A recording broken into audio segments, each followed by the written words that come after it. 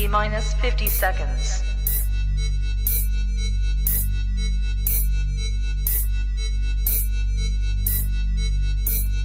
T minus 40 seconds.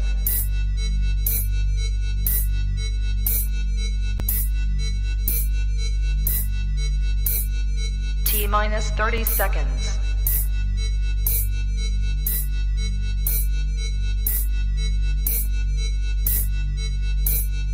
T minus 20 seconds.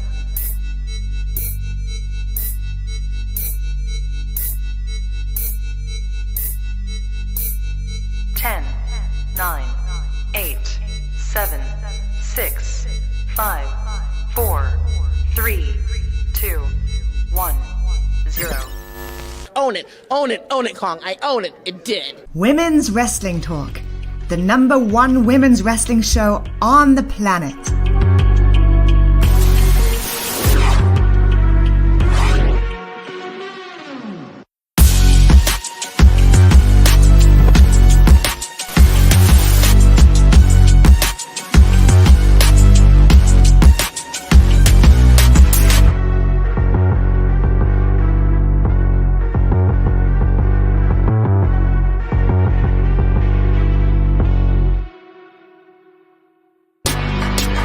Women's Wrestling Talk, the #1 women's wrestling show on the planet.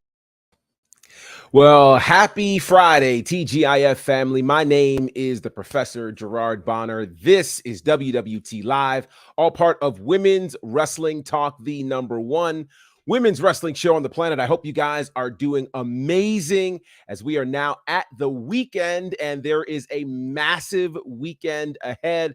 Lots of news, both domestically and internationally, to talk about.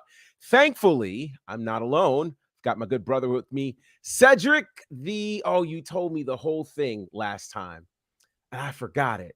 It's like a fully encompassing name. Cedric the Entertainment. There it is. Remember. There it is. Yeah, let's roll with that. Let's roll with that. How are you, good brother? I'm great. Happy Friday to you. Happy Friday. Happy Friday, man. Do you have any plans for the weekend? You know what? I'll be visiting some family tomorrow. One of my little cousins just turned 1 earlier this week. Nice. So I'll be seeing her tomorrow. And then it's a big fight weekend. Not sure if you're a fight fan, but we got Gervonta Tank Davis taking on Ryan Garcia tomorrow night. So I will be watching that. And of course, playoff basketball. So you'll probably catch me somewhere on a beach, reading a good book at some point before the fights and just, enjoying that. So who's your team in the NBA? You went for the jugular. So I live in California. I am a Detroit Pistons fan. As the placard in the back. We you see that there. So we have the worst record in NBA basketball, and we are praying for a #1 pick. So hopefully that happens so we get some generational talent. But next year is going up. Okay. And your predictions for this year's playoffs? It's tough. I'm not going to take like I guess the sexy pick is like everybody's talking about the Lakers possibly running the gauntlet or even Golden State. I'm going to stay traditional and look at the #1 seeds, I think when it's all said and done, I think maybe Denver will reach the finals and probably Milwaukee again out of the East. I don't see Boston doing it against Giannis again. So that's just my early observations. Interesting. It's funny. I used to follow basketball very, very closely, but now I'm like, I'll follow basketball playoff time. That's like the time I'll jump in. That's the only time. That's the important time to follow it. Exactly. So I'll get up to speed enough to be able to talk intelligently about it sooner than later. But what we can intelligently talk about, of course, is the sport of pro wrestling. And we've got quite a few things to talk about. Let's get into our first story. Top rope. As we are indeed going off the top rope. All right, what's our first story for today? So, we're going to look at a story that kind of is, I don't want to say it's rubbing me the wrong way, but it's very odd. So it just came out that Stardom actually turned down signing the recently available Trinity Fatu, formerly known as Naomi. due to financial reasons. Now, we know a lot of people had some hardships as a point of the COVID-19 pandemic, and Stardom is actually the parent company of New Japan Pro Wrestling, and we know who's over there right now. It's Trinity Fatu's former partner, Mercedes Moné, and for lack of better words, they backed the Brinks truck, got her over there. But there wasn't enough money left over for Trinity Fatu because they felt like it would be too expensive, which was recently reported by Bushiroad. Not sure how I feel about that. If you've been following wrestling the past month, you follow Wale Mania, which is a popular event here in Los Angeles for WrestleMania weekend. Trinity Fatu was the guest of honor. They gave her flowers, very big ceremony, and she recently also stated that she's fully done with WWE. Part of that was the Ring of Honor Supercard that weekend, where we could see Naomi in the audience there scalding Athena in that championship match. So people thought maybe she'd be in Ring of Honor, but the New Japan thing almost seemed like a white glove fit, and now we know that it's not going to happen for money. And I feel like that's the least of your issues right now, because this is like your checkmate moment. Like, you can be like, hey, you couldn't treat them right. We're going to treat them like stars. We see the Mercedes Moné World Tour going on. Everybody's staying up overnight if you're in America just to watch those matches, and she's been putting on a clinic. You could have really done something here to not only boost your, just to get more viewership. And I feel like, hey, pull out the loan. Do what you got to do. Get the money right and just worry about it later. But apparently they don't think that way. Yeah, it's interesting. This story, of course, Bushiroad, the parent company of both New Japan and Stardom, making this statement that there isn't enough money for Trinity, which I guess for a lot of us is kind of hard to conceptualize. But I will say, in following what was going on over in Japan, they did handle the pandemic and everything connected to it far differently than the U.S. promotions. For instance, it was May of 2021 when AEW kind of opened things up full board with their Double or Nothing pay-per-view. And then by July, they were fully touring again. In July, the WWE was fully touring again in 2021. And, you know, they had no restrictions. Japan did not really fully lift restrictions to have a full show until the top of this year. So they went 2020 with pretty much no audience, 2021 through 2023 with a limited audience. So that naturally limits the amount of funds you can have. And they were extremely strict. So if they were saying 25% capacity or 50% capacity, they were really sticking to that. Where, of course, WWE, AEW, American promotions were saying, how many people can we get in there? So I definitely think that money could be a realistic issue here, particularly, and now this is where it gets interesting. I don't know if in their minds they actually knew what the status of Trinity was when they were having these talks with Mercedes. I don't know if in their mind they were having to make a decision between the two, and they said, we'll go with Mercedes. Like, I don't know. And then the other side of it is, I don't know if they're going to operate like American promotions and just attempt to swerve us all. You know, I don't know. I don't know. I am interested, though, to see how Trinity would fit in a Stardom and New Japan situation, strictly because she has been WWE her entire career. You know, she's not gone on the indies. She hasn't gone to Mexico or anything like that. Now, that's taking absolutely nothing away from her ability. It's just saying, understanding the style there, does she feel like she'd fit in there? And do they feel like she would fit in there? I think we all had questions about Mercedes, but in the 3 matches we've seen with Mercedes, or 2 matches, we all went, oh yeah, you know, like, she's got it. It's not an issue. I do think, to your point, it'd be the major coup to have both of them over there. And I think they both would be treated like rock stars. It's just a question of, if money is the only issue, then the question is it worth going to find the money? You know, and I would tend to think the obvious answer would be yes. You know, the other side of it to me, though, is there more, if I'm Trinity, do I want to be in a promotion where I have to share the spotlight with Mercedes, or do I want to go somewhere where I could carry just like Mercedes is carrying? I think that ends up being the question. That's a good question, because is there a promotion out there where she would kind of get, let's just call it the treatment Mercedes getting right now, kind of that forefront? And I think a lot of people would think like, hey, like the hot thing is let's go to AEW, but they'll like that lighter, and then it'll fizzle out like relatively quickly. Yeah, I think if she went to AEW, they would lump her in with the Outcasts at this particular point. I think if there's going to be a promotion that might build around her, it would either be Impact or, strangely enough, Ring of Honor, since there is a massive difference between those two women's divisions. And seeing a clash between Athena and Trinity would be kind of bomb. I think that'd be kind of dope to see how that would happen, and to see if they'd be willing to pull the trigger there. But I think that's a top tier kind of feud that she could have that she never really got to have in WWE.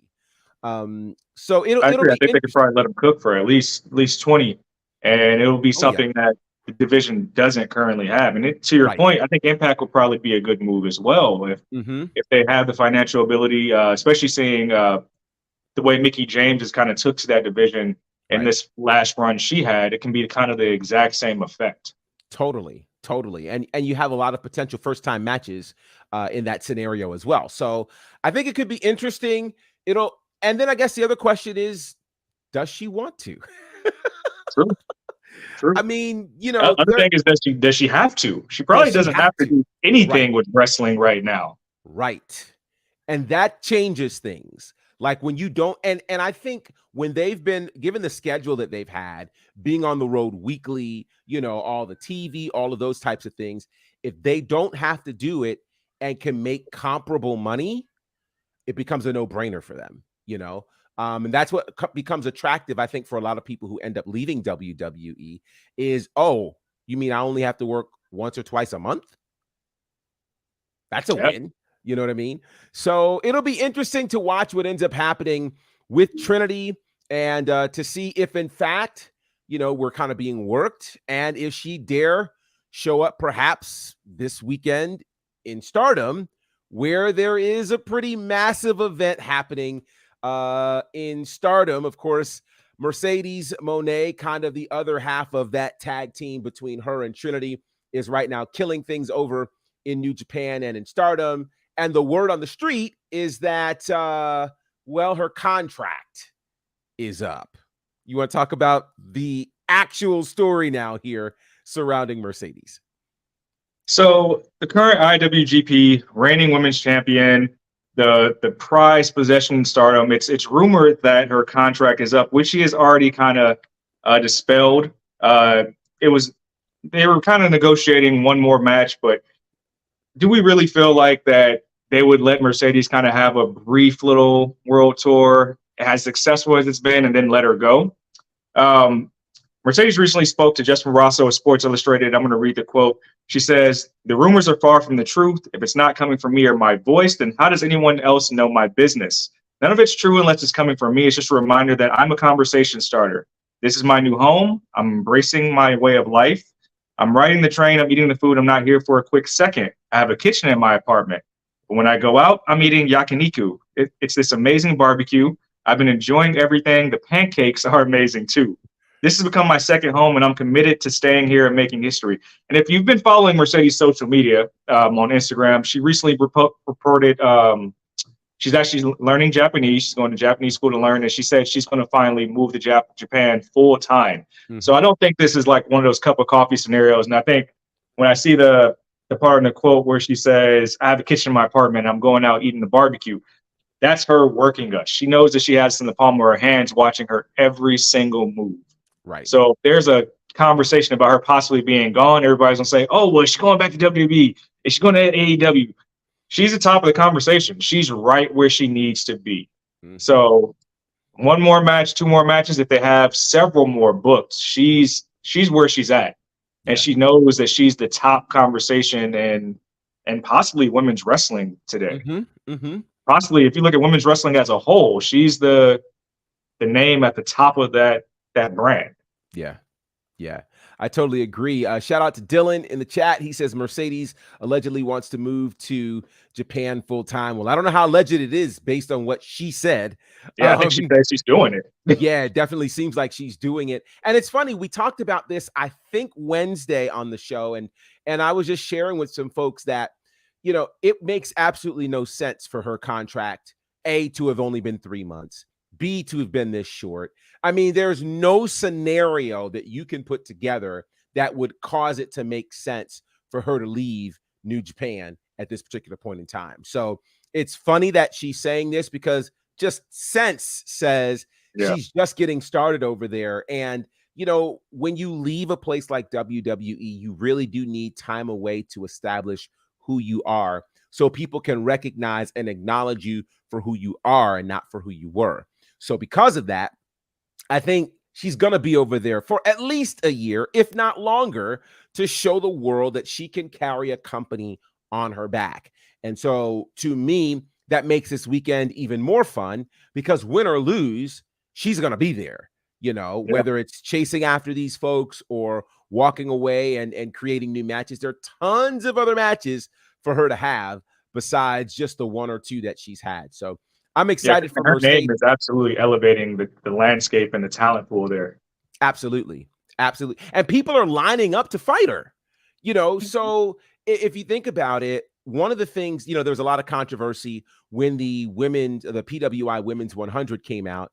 And, you know, everybody was going crazy because it was just like, or 150 rather, they were going crazy because how are all of these Stardom women in the top 10, including Shuri, who was number 1? And at that time, I kind of felt like this was PWI's way of trying to introduce the world on a larger scale to Stardom. Well, what PWI couldn't do, Mercedes is clearly doing. I mean, folks are trying to figure out, how do I watch Stardom? You know, how do I check this out? Because they want to see it live. That's what she's there for. They're not willing to give that up. Again, if she's doing premieres with the IWGP Women's Championship. That's a sight we've never seen before. And they've never had anybody do that stateside. So they clearly want that. It makes all of the sense in the world. I think we'll be seeing Mercedes in Japan for a long, long time to come, at least for the foreseeable future. So that makes this weekend very interesting. Just to piggyback, you see how well Mercedes is representing that brand. You go back up the Brinks truck for Trent. Go double down. They might as well.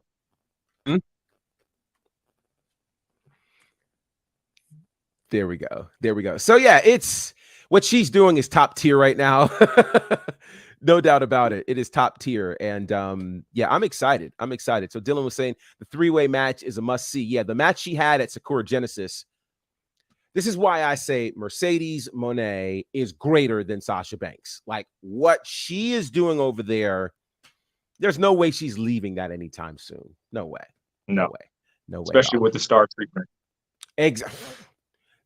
There's no other promotion right now. That's really the main thing. It's the level of respect that she's getting, and the way she's presented is what she's been asking for the whole time, and now she's getting it. Totally. And yeah, you're not going to leave that. You're absolutely not going to leave that. And someone who's chosen not to leave where they had an opportunity to leave would be Tasha Steelz, who kind of shocked the world a couple of months ago when she re-signed with Impact. And she did a recent interview to talk about signing with Impact and what all of that has meant. And as part of that, she was talking about the potential of fighting Mercedes Moné at Multiverse United 2. And she said, never say never. So she wants to manifest it and speak it into existence. And hopefully at Multiverse United 2, we'd see Tasha Steelz versus Mercedes Moné, which I think that'd be quite the matchup, to be perfectly honest with you. Those two getting at it in Philly, no less, that'd be fire. Yeah, and I'm here. I like crossovers in wrestling are so much fun, and when you can actually have it on a large scale and bringing all these fans to see something that they maybe didn't know about, a newer product, like please let it happen. It only just elevates not only women's wrestling, but it elevates all the promotions. Everybody wins. That's right. Everybody wins. So I'm here for Mercedes versus Tasha, if that's what we get at Multiverse United 2. Again, that's in August, so it's a little ways away, but anything is possible between now and then. And so I'm looking forward to that. Since we're on this piece about women's wrestling, of course, Trish Stratus had a pretty crazy promo this past Monday night where we got to understand, why it is that she turned on Becky. She kind of connected a lot of dots with Becky, connected dots, of course, with Lita. And now she's got even more that she has to say. Tell us about what Trish has to say right now. Yeah, this has been a rumor for a few months that we were going to get heel Trish, and it kind of came to a head when she talked about why she attacked Lita. And it pretty much, she was on After the Bell talking to Corey Graves, and what I gathered from this interview is that she just wanted some respect on her name. That's all she wanted. And if that's the whole storyline here, whenever we eventually get Becky versus Trish, we don't know when it's going to happen. There's the cloud over Becky after changing her social media we talked about on Monday. But Trish is saying in the lead up to that match that they had at WrestleMania, the 6-woman tag, where you kind of have past, present, and future. Right. She was hoping that Becky would not be so focused on the match, kind of be like, you know what? Thank you. Thank you for your contributions. Kind of like how Trish did when she was coming up the ranks. She never got that from Becky directly. Hence is why we're here. Now, what's cool about this whole interview with Corey is Corey actually asked Trish if she would actually challenge for one of the women's titles. She actually gave a lot of praise to Bianca and Rhea for some of their accolades, as well as them being the next pioneers of this women's division, how athletic and how talented they are in their career arcs. I don't know what that struck me as. One, I would love to see Trish get another run. I'm actually a little bit jealous as a fan that we're never going to finally get that Sasha Banks, Trish Stratus match that got teased in the Royal Rumble. But another Trish run wouldn't be bad. But it got me thinking when I actually read this is, how is this any different from other past legends that come back in the men's division that take away from the current talent pool? And why does it not receive that same type of backlash? Oh, let's go there. I think it's a great question. And for me, I think it's because we haven't seen Trish around a whole lot. And when we have seen Trish around, it's been for a one-off match, something, that's not where we're seeing her regularly. We've not seen her weekly on our television in many years. The other thing that I think helps is she's in phenomenal shape. Like, she looks like you could sit her right now inside of the women's division and she could go, as opposed to some other folks who, they come in and out when it's seemingly convenient. Let's also look at the timing too. Like, for instance, Goldberg is going to show up around WrestleMania or around a Saudi show, but what we're looking at right now, she showed up for WrestleMania, but then she's still here. Yeah. Like, she's not going anywhere. And she kind of inserted herself into WrestleMania. She wasn't part of the main WrestleMania picture. So this is super interesting to see how this plays out. It is interesting, especially, I know we talked about Becky's pretty much her social media blackout. We don't know if that has to do with the draft or anything. This is obviously headed for a collision. And I don't think it needs the titles to be involved. I think that's been one of the scapegoats of the women's division for years, is that, hey, there's not many top tier feuds that are away from the title belts. So now we have that. So thank God we have that. Right. It's just, what's the end game here? Who elevates here? Does Trish go over Becky for a chance to try to elevate one of these bigger stars? And I'm referring to the champions here, Bianca and Rhea Ripley. Like, who gets the rub there? Yeah, in that regard, because Becky doesn't need the rub. Right. Who does it help? Is what I'm trying to get to. Outside of like the nostalgic fans who like get to see Trish again, who get to learn who she was from that era, from her time. Yeah.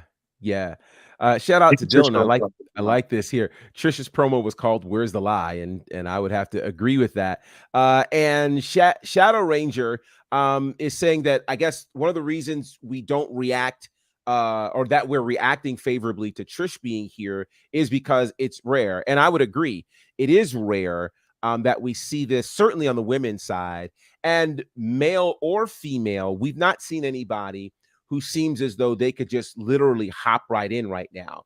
Like, But then I got to play devil's advocate, and yeah. it is rare. But then, where's the people who like we talk about? Let's give women's wrestling a chance. Sure. Who's this take away from TV time?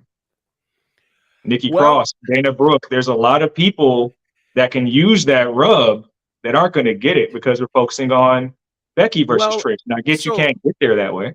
And I guess this is interesting in talking about this, because the question then would be, so who right now, because we talked about this issue specifically on SmackDown, how Raw seems to be very talent heavy on the women's side, where almost any of them could be in the main event. On SmackDown, it seems as though there was Charlotte, there's Rhea, then there's everybody else. Yeah. You know what I mean? So the real question becomes, for instance, so if this is happening right now on Raw, who is she taking away from? Because prior to her being there, we weren't seeing Nikki, we weren't seeing Dana, and really, we've not seen Dana Brooke outside of the 24/7 championship. And when that went away, she went away too. So I'm not sure. I'm not, like, we saw Mi Chin for the first time in weeks this past Monday, which is interesting. I don't know. It's very peculiar, you know, like, because like I'm like, I know I don't know where I read this at, but I resonated with it. I read that like sometimes AEW doesn't follow up on certain storylines, and I'm thinking, like, was that the end of like Asuka slow turning into this dark form of her past? And we haven't seen Asuka since WrestleMania. So I think about these different storylines, these tiers that kind of just go away when you slap something else on there. And Trish is great. I love seeing Trish on my TV again. I'm loving that she's committing to the schedule, showing up weekly. It just makes me think, like, where does everybody else fall in that pecking order? And I also think the other thing to that particular point where we may get even more clarity will be next week with the start of the draft. What I think the draft is going to represent this year, perhaps more than any other draft, is we've had a changing of the guard in Triple H. The draft now gives us a real, I mean, because if you think about it, since Triple H took over creative in July, he's really been working with somebody else's vision and trying to implement things. And, you know, now he gets to kind of start from scratch, save, of course, the champions. So if we now get to see a WWE truly in the image of Triple H, does it mean that some of these names that we've mentioned will finally get opportunities on television, will get put in great stories? And what would those stories be? Like, I think they're starting to work some idea again for Nikki and for Candice LeRae. I don't know what the story would be quite yet for Dana. I'm not sure. And then there are obviously other names, but where this also gets interesting is knowing now that for the first time in years, NXT is going to be involved in this draft as well. So now if you think about bringing I think about a Zoe Stark, you know, who could finally make her way certainly onto Raw or SmackDown, and several others who could make their way. So this all and who knows, this could be a moment for Dana Brooke to head to NXT and really get the kind of run that she never really had. And I think where that's been frowned upon more in earlier years, it's a good thing. We see great matches happening, like Ricochet versus Carmelo Hayes. We see Apollo Crews go down and put on a great match recently. I think there's a lot of good things that could happen from people just going down and doing a quick spell on NXT, not for like a title or anything like that, but just to get their names back out there, just to elevate that name as a brand. Yeah. Yeah. Being able to go to NXT right now, if you spent time on Raw or SmackDown, you're automatically viewed differently. You Hmm. know, again, we think about what it did for Mandy Rose. You know, it Right. literally made, who would have thought that after being at WrestleMania on Raw and SmackDown, that it would be a run in NXT that would make you a star. And you could make 'Cause the argument. if you remember the pandemic WrestleMania, people would argue that was the main storyline. There is the Otis Mandy thing, like For that, sure. the build up to it and everything. That was a focal point. It was. It So she was. was already a mainstay on the main roster, but then her best work came in NXT. Certainly did. And I think you could argue that that led to kind of this super lucrative career she has right now, you know. So I think a run in NXT can do very, very well for the right people, you know, if they handle it well. So this will be great. Now, Dylan is saying, I've never been so excited for a draft. I'm agreeing with you. I'm pretty excited because I think for once we're finally going to see the kind of shakeup that we really could see. And Boza, shout out to you. He says stars could go down for a refresh. Totally what we were saying there. So I think this gets super interesting. And to your point, you know, about Trish, it leaves, because here's the other thing. Trish in a war with Becky, I don't see any of the previous names that we've mentioned being in a lengthy feud with Becky. They might get a match, maybe, you know. Yeah. But I think the best of the horsewomen who's made it a point to put on like matches with everybody was probably Bayley. of course. Like Bayley made it a point to like, hey, I want to wrestle this person. I want to wrestle Right. that person. Like Right. that was a time. But in regards to Trish, we're gonna get Trish versus Becky, and hopefully it's just like a one-off. Okay. And honestly, I look at the SmackDown landscape right now, where it's void of challengers. Rhea is void of a challenger right now. Totally. She's still on Raw doing her biddings with the Judgment Day, and it's great, but Right. she's the top of that division. We know that Io is on her way to challenging Bianca. That's gonna be a banger. But like Yes. Trish, go give Rhea the rub. Mm-hmm. Generation versus generation. Like, why Yeah. not? Yeah. There are possibilities, and that's where I think this draft is really going to end up being special. Ooh, what if Mako Satomura gets drafted to SmackDown? I've been thinking about that because, like, what are we doing there? Mm-hmm. What are we really doing there? Why is Mako not on TV weekly in NXT? She's kind of just come back for a few times, put on some bangers, but it's like, yo, let's call that up. Yeah. Call that up.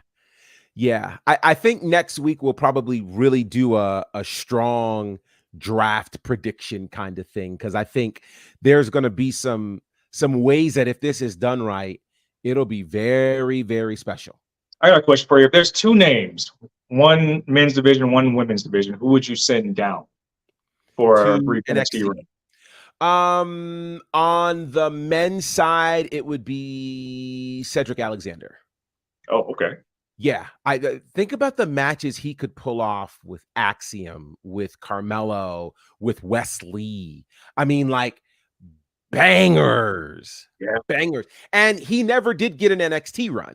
He ended up, coming in by way of the Cruiserweight Classic, and then ending up in 205 Live, and away he went.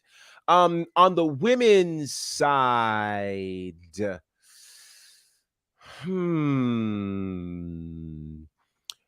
Maybe I mentioned Dana Brooke earlier. This might sound strange to some, but I think Piper Niven. I was thinking the same thing. I was going to say Piper Niven because she was NXT UK. It's a different look for NXT Women's Division as it currently stands. Yes. I think she would stand out a lot and put on some great matches in NXT. Yeah. And on the men's side, I would say Ali. And look at everything that's been going on with Ali, and then some of the talent in NXT right now. You mentioned Wesley. There's Nathan Frazier, Axiom, now Noam Dar. Some of those kind of cruiserweight talents. I think Ali would mesh very well down there and kind of get that exposure that he's looking for. I like that. So we've got some great comments here in the chat. Boza says, "What if Trish wins a title in 2023?" Well, Lita did it, so is definitely not off the table for sure. And let's see. So Boza also thinks, to answer your question, Dana Brooke and Baron Corbin would be kind of the ones.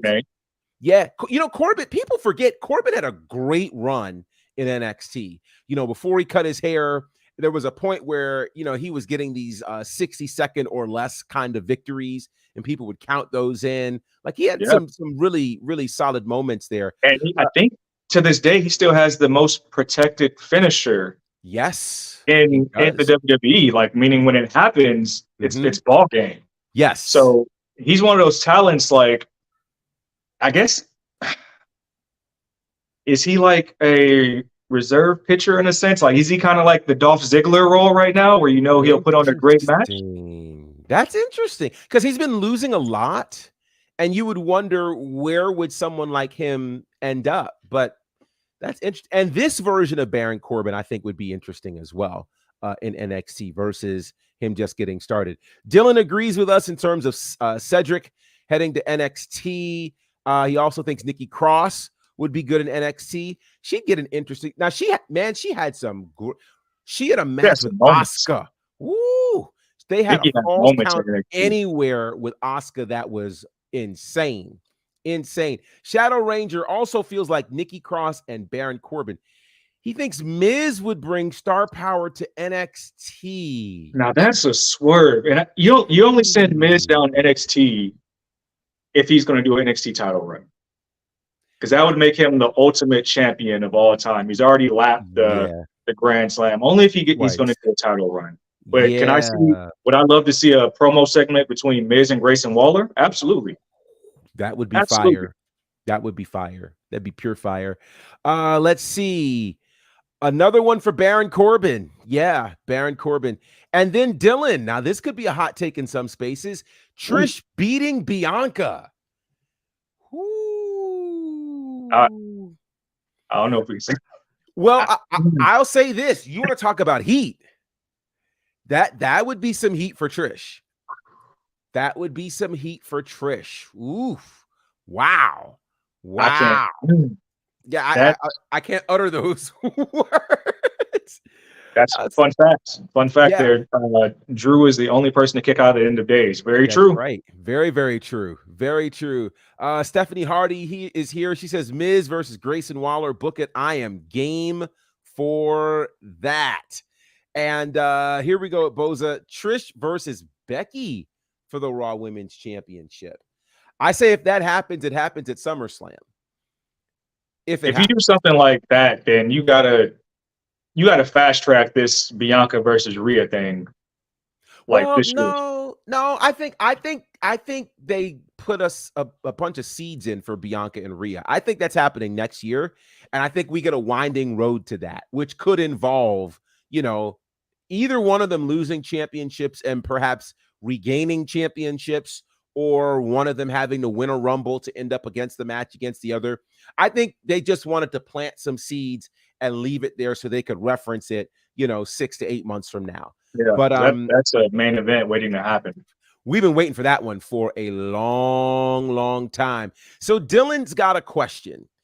Who is beating Bianca for the Raw Women's Championship? He thought Asuka would do it. It's tough. I thought Asuka was this new iteration of her that's building would do it as well. Mm-hmm. They were planting the seeds with the Firefly Funhouse Alexa Bliss for a while, and that didn't happen. Yeah. You know what? If we get Io Sky's NXT version of her, where she was like the most feared woman in the division, I can see that happening to elevate her to that stratosphere. I just don't see it happening until several months from now. Yes. Like, she'll get her match, she'll put on a great showing and lose, but if she can come back after that, I think Io would be the best person to do that down the road, personally. Yeah. I like the sound of Io doing that. Maybe even Bayley finally getting the win. Yeah, so what are we doing with that? Because Bayley's lost against her so many times that the law of averages says that at some point she's got to win if she ever gets an opportunity. I think Bianca certainly is going to beat Becky's record of 399 days for the Raw Women's Championship. It's just that we're just a few days away from that.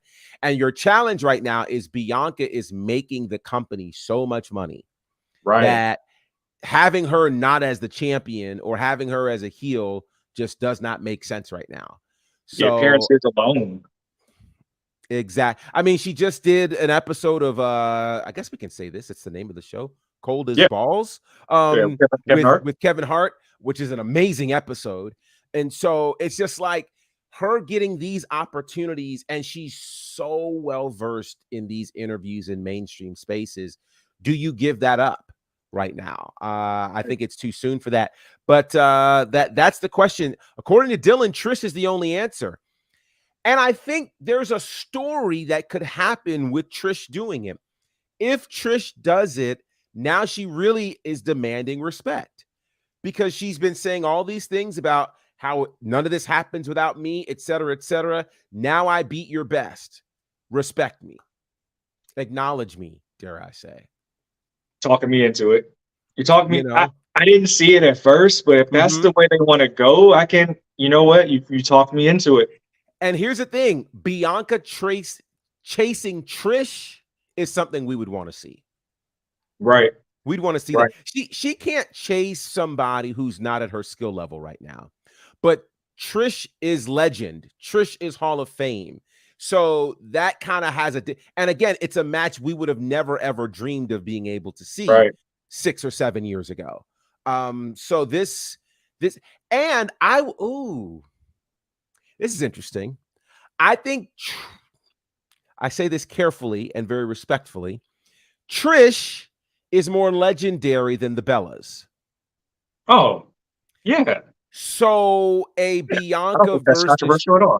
I just, because I know the Bellas, but Trish versus Bianca has a much different feel than Bianca versus any of the Bellas per se.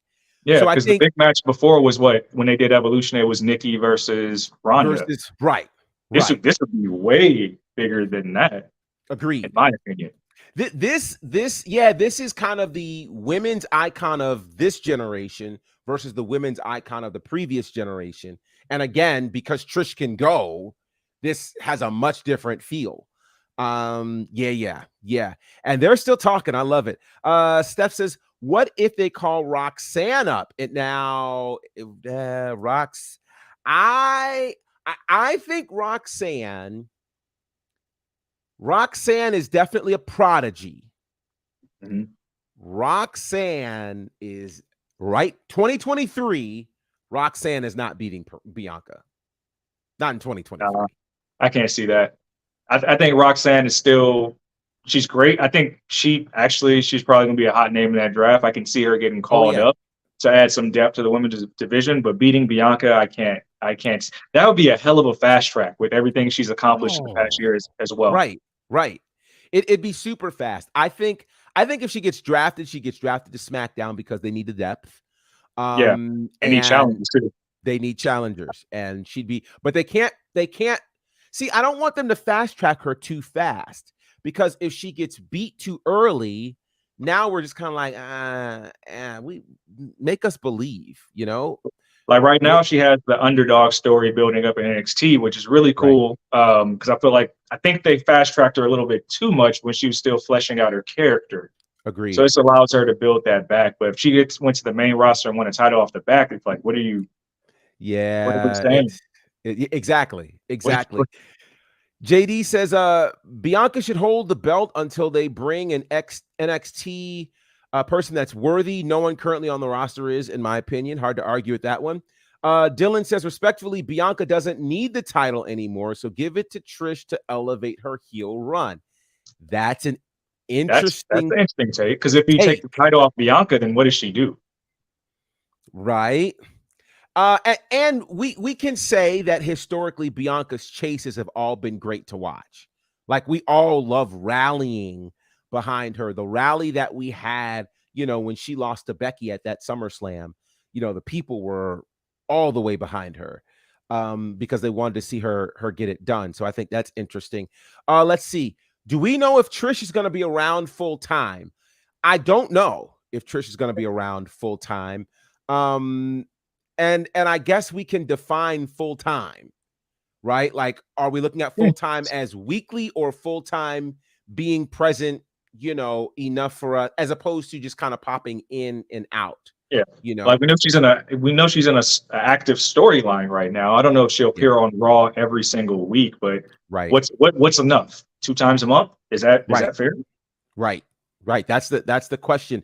JD says, sorry, but I can't imagine taking the face of the company away from Bianca and handing it to Trish. Outside of WWE TV, Belair having the title, showing up at all these media appearances, the belt makes sense with Belair. We are developing, and I love this because for all the stories we have, this is the kind of conversation that I really love because everybody's really active. I think we're onto something with this potential Trish versus Bianca thing. Right. I mean, like, I really, and I'll say this. So as big of a story as Bianca is, Trish is still very recognizable outside of WWE. I was going to say that her name still rings bells outside of pro wrestling. Yes. And so the story that you could have with her, everybody loves a great comeback story. Her making the comeback, after X number of years to win the championship, her on ESPN, her in Canada, her in oh gosh, this is You making talked me more into it. sense. You talk. I didn't believe like 20 minutes ago. You talked me into it. It has to happen now. It has to happen. There's no other way. Yeah. There's no other way. I think she's the chosen one. Here's wait. Somebody had an interesting. Where's the question? Here it is. Dylan says, "Can we turn Bianca heel?" Heel Bianca in NXT was fun. If you remember that So was much fun. The question then becomes, in this version with Trish as heel, you can't have heel Bianca as well. Mm. And I think so many young girls are following Bianca. I don't know how they turn her heel right now and Right. still manage to keep the merch going. Because that I would don't be know. like how when they turned Bailey heel. It was just like Right. very sudden. Mm-hmm. But then you lose, like you said, you lose all the money you're pulling in from merch and the children, stuff like that. Yeah. I don't think you can pull that type of trigger with Bianca the same way. Mm-hmm. Mm-hmm. I don't think so. And here, JD, don't fix it if it ain't broke. Fans aren't sick of Bianca, and I totally agree. They are not sick of Bianca at all. Bianca's I read that as fans are sick of Valeria, and it made me think of the TV show. I was like, huh? Yeah. I'm thinking like, I thought that TV show was doing well. The funny part is I watched all of season 1. I still have to start watching season 2, so I need to get into it. I'm bad with that. Bianca's accomplished more than enough as champion. I respect Bianca, but how long is too long? Oh, let me write. This is going to be. That's what you want to get into. I mean, I'm not sick of Roman as champion yet. Yeah. So, please continue. I mean, there's a yin and yang there. There were people that left WrestleMania mad, and there was a select few that said this is the right call. Yeah. Because I feel like as wrestling fans, we get fickle. If you put the belt on Cody way too early, and it's just like, all right, well, he completed the quest already. You get tired of that. Right. When you have there's more money in hating somebody and wanting to see them lose. We literally see it in pro sports all the time. Mm-hmm. Roman as champion, it's not dried out. Nope. It produces very good segments. Mm-hmm. There's different layers and tiers to this with Jay Solo being elevated and everybody else, like Cody going through the ranks and kind of going through the mud, it makes sense. So if you have that same type of thing with Bianca, and this is no indication right now that fans have turned on Bianca. I don't believe that's happened at all. Right. But you have the yin and yang. Roman is the evil version of it. Bianca's the John Cena over here.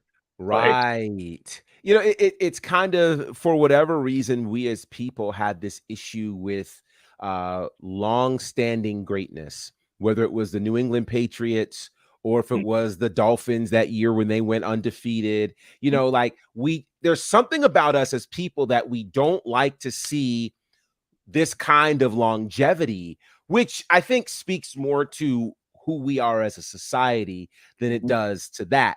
Because the truth of it is there's been nothing boring about this Roman reign, dare I say. It has been exciting. We are talking about the bloodline the way we used to talk about Scandal. Like it's at that level, you know. And then you look at Bianca. Here's what's exciting. When it comes to Bianca Belair, you have a pure athlete who's coming in here with no tricks, she's coming in here winning matches as an athlete. She has an amazing personality. Like she's doing all the things we would want her to do. And yet people, well, it's happening too long. So let me ask you a question. Would you prefer her being the women's champion for over a year? Or would you prefer what's happening over in AEW with the TNT championship right now? Do you see what I'm saying? Right. Yes. When a title does not stick with somebody for a lengthy period of time, the title diminishes in value. It's one of the reasons why we're paying attention to the Intercontinental Championship again. What Gunther has done, being the longest reigning champion of this century, over 300 days, and he's had bangers. These are great matches if you go back and look at them. Great matches. So when you look at all of this, you sit back and you go, I care about this. And I think it's one of the formulas that has helped to make the WWE work. It's one of the formulas that back in the day made Ric Flair someone you hated, because you wanted to see him finally lose, but you couldn't argue because he was so good. I mean, if you're doing 60-minute classics and you find a way to win, geez, I'm mad about that. But, as opposed to, oh, this person was champion for 18 days and I just beat him. What does that mean? Yeah. What does it mean? So, yeah, wow, these comments are fast and furious. That's the question. Did they bring back Trish just to feud with Becky? I think time. And I feel like that would be a waste if they did that. I agree. Particularly if she can still go, and it looks like she can. Dylan says, if Trish beats Bianca, then make Bianca be friends with someone a few weeks before the match. That person comes down to support Bianca. Bianca takes the L. Then the next night on Raw, Bianca blames them. I think that was the answer to what does Bianca do away from the title? Yeah. Or how do we turn her heel? Heel? Okay. Let's see. Dylan says he's not mad at Cody taking the L if he gets the rematch and gets it. At this point, we don't know when that rematch will happen, which I think is interesting. My question with that is, are people going to be mad if Brock squashes him in Puerto Rico? There's a part of me that feels like Brock has to win this match in Puerto Rico. Do we really feel? I look at these one-off Brock Lesnar matches and I'm thinking okay, Roman Reigns, for their rivalry, Roman's been on the winning side multiple times. Right. To this point, Cody's the only person to beat Solo clean. Right. So are we going to put Cody on this arc? He's on this arc to get his rematch right now. Mm-hmm. I don't think it makes sense for him to beat Brock Lesnar and then go back into the title. He really has to get it out of the mud. This Brock Lesnar thing has to happen more than one time. Totally does. Totally. I think, Brock is going to have to, we're going to have to see Cody in insurmountable odds, and to see him fight back. And again, I would advise those who haven't to go back and watch the A&E biography on Dusty Rhodes, because if you watch that, it's really telling us what we're about to see with Cody, likely for the next year. There is more money in watching the hero get beat down and make a comeback. It's why we like the Rocky movies. Every superhero movie you sees the superhero being overcome by the villain for most of the movie until we get to the end of the movie. And then there's a miraculous comeback of some sort. I think this is why we love Kofi Mania. Literally. Exactly why we love it. Was months of that. Yes. And we knew, okay, he's got to make his way. We love Daniel Bryan for the same reasons, with the Yes movement. It was all that slow build, that arc. Mm-hmm. Yeah, that's the thing, because again, we are moving into a space of longer term storytelling, which means from a programming perspective, we're now, I love this, programming fans to stop having to go everything so fast. No. Slow it down a bit so that you can actually appreciate it when you finally get it. You know, we got to build for Kane versus The Undertaker for a year. You know, from the first talk of who Kane was to, you know, him being introduced at Hell in a Cell to, you know, all the things where Undertaker was like, I'll never fight my brother. I'll never fight my brother, until finally we get it. And when we got it, it was crazy, you know? So we've got to get good with that. And the good thing is there's enough talent in WWE where we don't have to have Cody versus Roman this. And then did you see that there's a, I don't know if it was on ESPN or whatever, where now the talk is both Seth and Roman want to fight each other in the main event of WrestleMania 40. Exactly. They both have confirmed that. And Seth is overdue for a WrestleMania main event. So however you got to get there, like, are people going to be upset if that happens when it never has? Because it's not Cody? I think people were begging for a Shield main event at WrestleMania for years. Yes. Now this is the closest thing we'll get. It's crazy. It's crazy. There's so many layers. There's so many layers. So like people can't be upset that Cody's not champion right now, because they're going to give you something better than that. Yes. So let's see. Bianca is a special talent even among superstars. Total package. Trish loses half of her powers if you throw a turtleneck on her. That's hilarious, JD. Wait, what does that mean though? Turtleneck? Is that like a Christian reference? Well, no, I think what he's saying is that part of Trish's superpower is her look, her body, and if she's fully clothed, that perhaps she doesn't have the same. Don't do that. That's crazy, JD. Trish got classics. Don't do that. She's got it. Dylan says, I wouldn't be mad if Gunther beats Roman. That would be fun. Be a lot of fun. I wouldn't turn Bianca lose tonight. Given that promo that that Xavier cut on Instagram, oh my gosh, it's crazy. And this is so funny because we've got so many comments and we're running out of time, which is kind of amazing. Given all that we had to talk about. The thing is, Seth is stuck as long as we have Roman 2 belts. Is he or isn't he? You think I don't know. So I disagree with that. Yeah, because like we've gotten those like candid interviews with Roman about like how much money he makes and blah blah blah. I don't think Seth is like destined to always be Roman's number 2. He's not the Luigi to his Mario. I think there's a lane for Seth to be the guy and face the company at some point. Geez, I'm excited about the concept of Seth versus Roman, and even more excited that we have multiple potential main events for WrestleMania.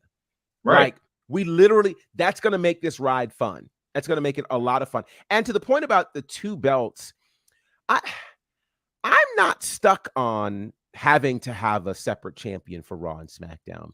I think in the world of sports, there's always one champion. There's a divisional champion, but there's always one, there's one team coming out of the Super Bowl as the champions. There's one team coming out of the NBA Finals as the champion. I think it gets convoluted when we're going out to the mainstream to say, oh, this is the Universal Champion. Oh, this is the WWT. They don't know the difference. Right. Are you the champion or not? So I think from a mainstream perspective, this makes things very, very clear. We know Roman's a champion, period. And he's the guy. He's the guy. Because if you have more than one guy, two-headed thing is a monster. So, and in the process, what we've done is we've brought more relevance to the mid-card scene with the U.S. and Intercontinental titles, which was an issue for a long time. I would say the only thing I wish they would do different with not as much tag team depth is there should be one tag team title for all 3 brands. Meaning for the NXT brand as well. So like a lot of these true tag teams can actually work with some of this main roster talent. And literally we actually have great tag team wrestling across the board. That would be kind of fun. I think I like that idea. Good Lord, we are running out of time. Like literally our time is up. Right. And great conversation though. Amazing. I love the conversation. I love this. And all of this, I will mention only one history fact, which I think is interesting that we're having this conversation today about Trish and all these other things, because this day in 2002, Hulk Hogan became the undisputed world champion by defeating Triple H at Backlash, and that was great controversy if we remember that time frame. So we could be looking at something very similar, though far less controversial, if Trish Stratus ends up defeating Bianca. All right, we got to get out of here because we do have some more shows coming. And speaking of more shows, let's get you up to speed with some of the other shows that you can find here on WWT. Hey peeps, TK Trinidad here, boss lady of Women's Wrestling Talk.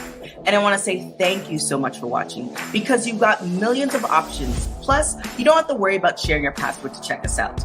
But while you're here, hopefully you know we have so many more shows to watch, like Turnbuckle Glam, Raw Post-Show, WOW Post-Show, AEW Dynamite Post-Show, Women's Wrestling Army Post-Show, NXT Post-Show, Impact Wrestling Post-Show, AEW Rampage and SmackDown Live Post-Show, On the Scroll, ROH Post-Show, WWT Live, plus all of our interviews with the hottest women's wrestlers in the game. Make sure that you like, comment, and subscribe. Check out our website at www.talkpod.com and follow us on all social media platforms at www.talkpod, and make sure to spread the word. That means send this to the group chat. Yes, even the person with the green bubble. Thanks again so much for watching Women's Wrestling Talk, the #1 women's wrestling show on the planet. Ciao for now. Absolutely fun. One of my favorite promos. Lots of great things happening here at Women's Wrestling Talk. All right, Cedric, let people know how they can reach out to you on the socials and all that you have going on.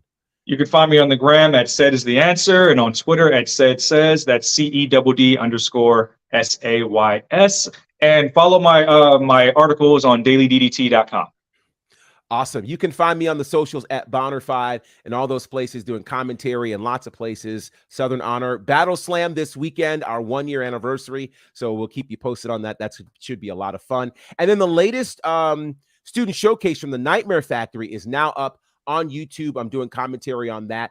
We've talked a lot about Cody. All of the kids who have just graduated from his school from a 12-week course, that is what's on there. It's really, really special. So check that out. Make sure you're following TK Trinidad, who is the boss lady of all things Women's Wrestling Talk, and follow us here at WW Talk Pod across all the spaces. Check out our website, www.talkpod.com. Thank you to everybody, Dylan and Boza and the Shadow Ranger, Bobby and Astrid. I feel like I'm on, what was the show? Was it Romper Room? Or I See You When I See You When I See You? All of you great people who have joined us today, and your chat has made this show absolutely incredible today. We'll be back here Monday, Wednesday, Friday, but make sure you're checking out the other shows that are happening, including the after show tonight for SmackDown and all the other great shows. Until next time, family, remember, continue to follow us here at Women's Wrestling Talk, the #1 women's wrestling show on the planet. Women's Wrestling Talk, the #1 women's wrestling show on the planet.